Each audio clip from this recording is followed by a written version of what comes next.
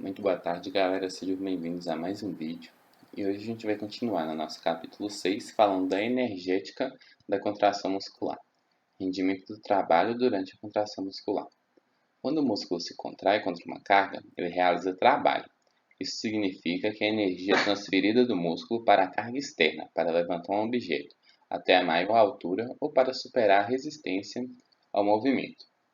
Então, quando se realiza essa contração, seja para levantar um objeto ou para resistir contra ele, isso é aquele trabalho lá da física. E em termos matemáticos, o trabalho é definido pela seguinte equação. Trabalho é igual a carga vezes distância, na qual T é o rendimento do trabalho, C é a carga e D é a distância do movimento contra a carga. Então, utilizando essa fórmula, se tendo, o valor da carga e se tendo a distância do movimento contra a carga, pode-se calcular a quantia de trabalho que foi realizada durante aquela contração.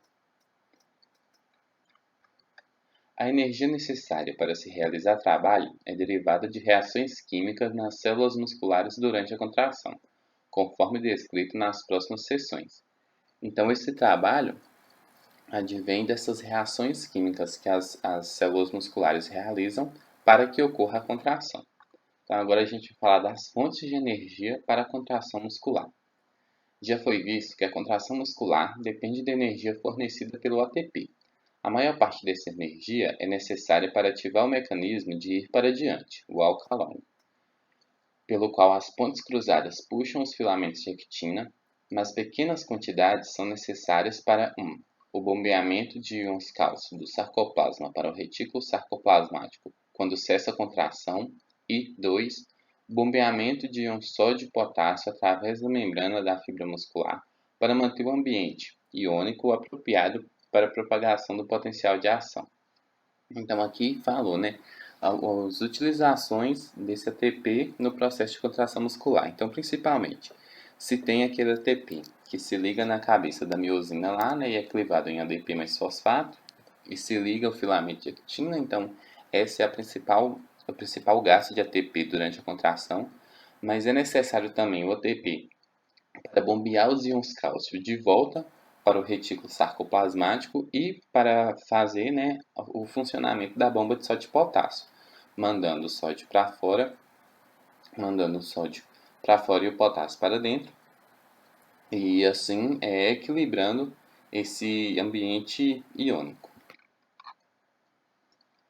A concentração de ATP na fibra muscular em torno de 4 milimolar é suficiente para manter a contração total por, no máximo, 1 a 2 segundos. O ATP é clivado para formar ADP, o que transfere a energia das moléculas de ATP para o mecanismo da contração da fibra muscular. Então, a quantia de ATP que existe dentro do músculo normalmente é suficiente apenas para gerar essa contração por 1 a 2 segundos. Então, é necessário esse reabastecimento, Então, como descrito no capítulo 2, o ADP é refosforilado para formar novo ATP em uma outra fração de segundo que permite que o músculo continue a contração. Existem muitas fontes de energia para essa refosforilação. Então, como todo ATP é gasto inicialmente de 1 a 2 segundos de contração, esse ADP gerado precisa ser refosforilado para formar uma nova molécula de ATP e assim permitir que a contração dure mais tempo. Com isso, há vários mecanismos que fazem essa refosforilação. Então agora a gente vai ver alguns. A primeira fonte de energia que é utilizada para reconstituir o ATP é a substância fosfocreatina, que transporta uma ligação de fosfato de alta energia similar às ligações de ATP. As ligações fosfato de alta energia da fosfocreatina têm teor de energia livre pouco maior que cada ligação do ATP, o que é discutido com mais detalhes nos capítulos 67 e 72. Assim, a fosfocreatina é clivada instantaneamente e sua energia liberada causa a ligação de novo íon fosfato ao ADP para reconstituir o ATP. Entretanto, a quantidade total de fosfocreatina na fibra muscular é também muito pequena, apenas cerca de 5 vezes maior que a quantidade de ATP. Por isso, a energia combinada de ATP armazenado e da fosfocreatina no músculo é capaz de manter a contração muscular máxima por apenas 5 a 8 segundos. Então, inicialmente, essa reconstituição do ATP é feita por essa molécula de fosfocreatina, que é uma creatina ligada a um fosfato. Então, essa molécula consegue transferir esse fosfato para o ADP e assim o ADP com o fosfato vira novamente ATP. E assim pode ser utilizado para a contração, continuar a contração por mais tempo. Entretanto, a presença, né, dessa fosfocreatina gera um aumento no tempo máximo de contração muscular, mas não é tão exacerbado assim. Então, aumentou o que era, né, de 1 a 2 segundos para cerca de 5 a 8 segundos, agora com o ADP e a fosfocreatina fazendo essa regeneração, essa refosforilação do ADP e reconstituindo o ATP. Então, são necessários, além desse mecanismo da fosfocreatina, são utilizados também outros mecanismos, como a gente vai ver agora. A segunda fonte importante de energia que é utilizada para reconstituir o ATP e a fosfocreatina é a glicólise do glicogênio previamente armazenado nas células musculares. Então, no tecido muscular, né, existe esse glicogênio e esse glicogênio é um conjunto de moléculas de glicose.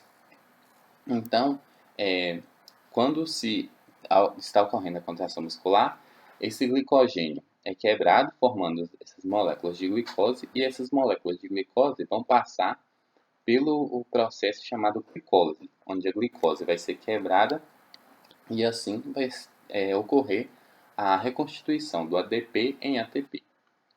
O rápido desdobramento enzimático do glicogênio a ácidos pirúvicos e láticos libera energia que é utilizada para converter ADP em ATP. O ATP pode então ser utilizado diretamente para energizar contrações musculares adicionais e também para reconstituir as reservas de fosfocreatina. Então, esse glicogênio libera essas moléculas de glicose que vão passar por esse processo chamado glicólise e vão gerar como resultados finais ácidos pirúvicos e ácido lático. Nesse processo da glicose virando esses produtos aqui, vai ocorrer a conversão de ADP em ATP e esse ATP gerado vai ser utilizado pela própria contração muscular e também para reconstituir as reservas de fosfocreatina. A importância desse mecanismo de glicólise é dupla. Primeiro, as reações glicolíticas podem ocorrer mesmo na ausência de oxigênio, de forma que a contração muscular pode ser mantida por muitos segundos e muitas vezes por mais de 1 minuto, até quando o oxigênio liberado pelo sangue não estiver disponível. Então, um benefício dessa glicose, né? Ela não se faz necessário a presença de oxigênio para que ela ocorra. Então, com isso, ela pode ocorrer continuamente, mesmo na ausência desse oxigênio, e gerando ATP e permitindo que a contração muscular continue. Segundo, a velocidade de formação do ATP pelo processo glicolítico é cerca de 2,5 vezes mais rápida que a formação do ATP em resposta à reação dos nutrientes celulares com oxigênio. Então, esse ATP pode ser utilizado por esses dois mecanismos, né? Por esse mecanismo da glicólise, que não utiliza oxigênio, ou por um metabolismo que utiliza oxigênio. Então, o benefício desse metabolismo da glicólise que não utiliza oxigênio é que ela ocorre cerca de 2,5 vezes mais rápidas que os metabolismos que necessitam de oxigênio. Entretanto, como muitos produtos finais da glicólise se acumulam nas células musculares, a glicólise perde também sua capacidade de sustentar a contração muscular máxima após o minuto. Então, como essa glicólise gera o metabolismo da glicose gera esses resíduos de ácido pirúvico e ácido lático, o acúmulo dessas substâncias vai impedir com que a contração muscular máxima se sustente mais do que 1 minuto. Assim, ela permite um aumento considerável, né, o que saiu lá de 1 a 2 segundos, só com ATP. De 5 a 8 segundos com o ATP e a fosfocreatina, agora chegou a aproximadamente 1 minuto com o ATP, a fosfocreatina e esse processo da glicólise. A terceira e última fonte de energia é o metabolismo oxidativo. Isso significa combinar o oxigênio com os produtos finais da glicólise e com vários outros nutrientes celulares para formar ATP. Mais de 95% de toda a energia usada pelos músculos para a contração, mantida por longo tempo, são derivados dessa fonte. Então, nesse processo de metabolismo oxidativo, vai pegar aqueles resíduos resultantes da glicólise, que é principalmente o ácido pirúvico, e vai levá-lo para esse metabolismo oxidativo. Então, vai juntar, através de várias reações, o oxigênio com esses produtos finais da glicólise. Então, o ácido pirúvico, principalmente o ácido lático. E assim, vai gerar o ATP. E mais de 95% da energia utilizada pelos músculos derivam desse metabolismo oxidativo, que necessita desses produtos finais da glicólise e do oxigênio. Os nutrientes alimentares consumidos são carboidratos, gorduras e proteínas.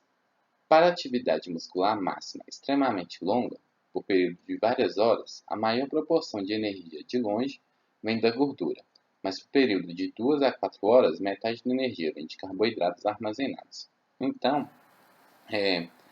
esses produtos da glicose podem ser derivados de vários nutrientes, que podem ser carboidratos, gorduras ou proteínas. Inicialmente, a fonte principal advém de carboidratos, como a glicose que a gente já citou lá acima. Mas se esse período de contração muscular prolonga por mais tempo, então essa energia pode começar a advir da gordura e se prolongar ainda mais, pode ter a quebra de proteínas para a geração desse ATP através desse metabolismo oxidativo. Os mecanismos detalhados desse processo energético são discutidos nos capítulos 67 a 72. Além disso, a importância dos diferentes mecanismos de liberação de energia durante o desempenho de diferentes esportes é discutida no capítulo 84 sobre a fisiologia esportiva. Então, a gente verificou esses 4 tipos de fontes de ATP para que ocorra a contração muscular. Então, há apenas o ATP, a fosfocreatina, o ATP, a fosfocreatina e só a glicólise, que é o metabolismo que não utiliza oxigênio, e o ATP, a fosfocreatina, a glicólise e o metabolismo oxidativo.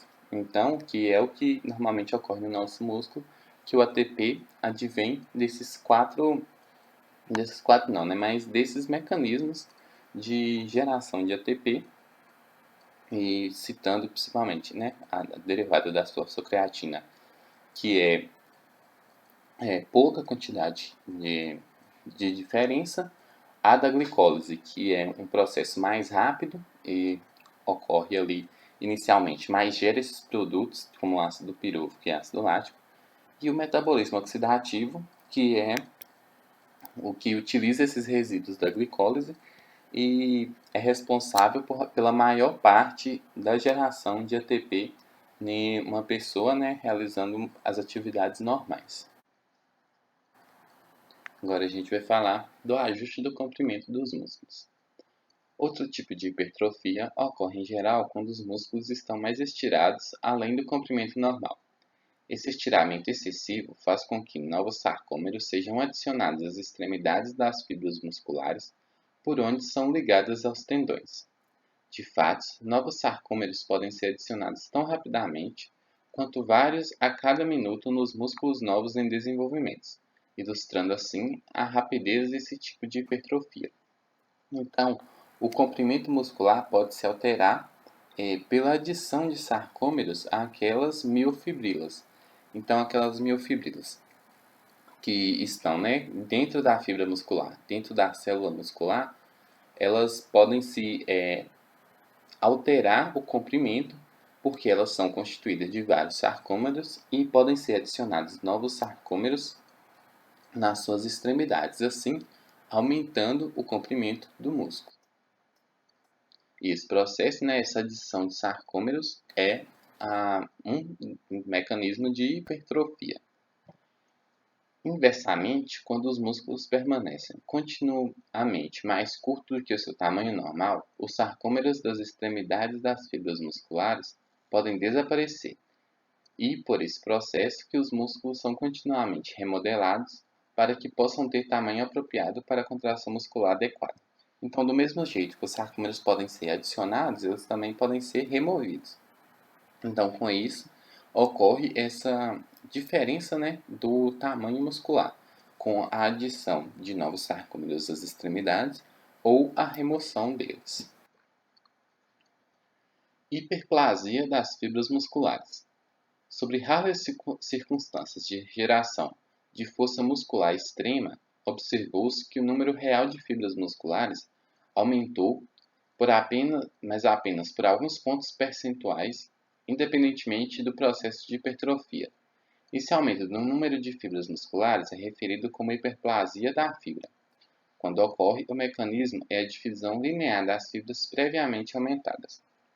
Então, aqui a gente tem que ter noção dessa diferença de hiperplasia e hipertrofia. Hipertrofia é essa adição de sarcômeros à fibra muscular.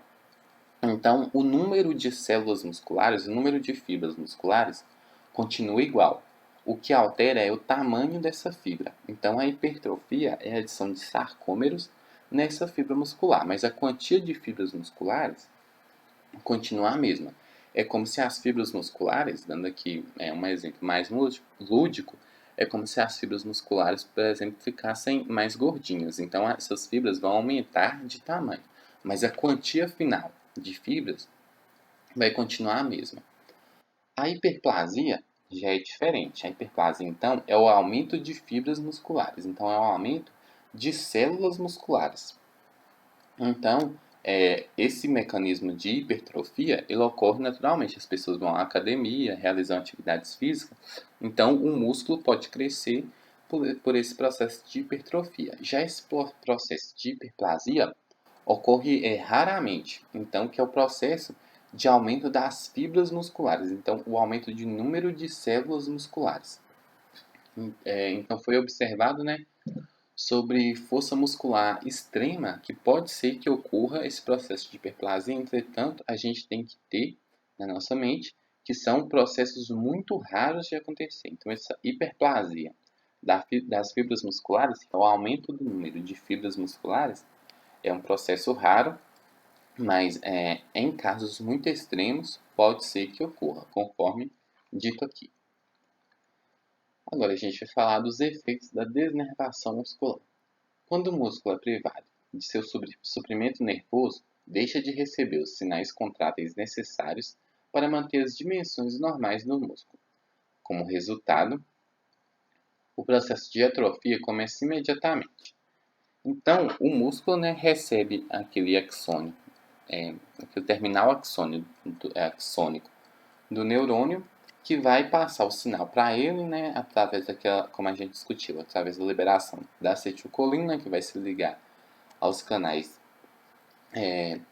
aos canais dependentes da acetilcolina e ativar esses canais. Então, esse axônio, esse terminal axonal, chega na fibra muscular e é ele que emite, né, essa sinalização para que ocorra e inicie esse processo de contração muscular. Então, aqui vai falar o que ocorre quando esse axônio é desnervado, né? Então, quando não chega mais a sinalização derivada desse nervo até essa fibra muscular. Então, essa fibra muscular não recebe mais o estímulo de contração, não recebe mais esse início de potencial de ação derivado desse nervo, derivado desse terminal axonal. Então, por algum problema, esse terminal axonal não está mais emitindo a sinalização necessária para a célula muscular para que ela inicie a contração muscular. Então, após 2 meses, mudanças degenerativas começam também a aparecer nas próprias fibras musculares.